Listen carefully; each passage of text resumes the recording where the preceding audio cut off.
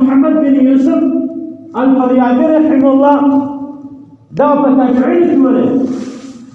دا وایي چې څنګه مزور د انسان ډېر فزور زړل مزور تورلو تکسین سلو کوم وې چې آیا د دنیا او زمين باندې الله جل جلاله دا حکم جاری کړی چې کوم انسان ته ځم ورکوم هغه انسان د زمر خامخا ورکوم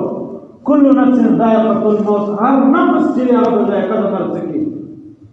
والبالکل زمانن چې الله جل جلاله وعده انس له جنس عرش سره کړی زبدې نه ځان چې ما ورور زبدې ځان چې ما ورور په عذاب کې مبتلا دي په جهنم کې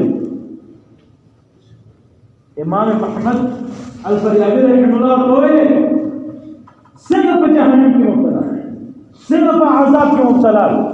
تا ته الله جل جلاله څنګه په دنیا کې دا خبر د ښکارا کړ دا چې وایي په خوب کې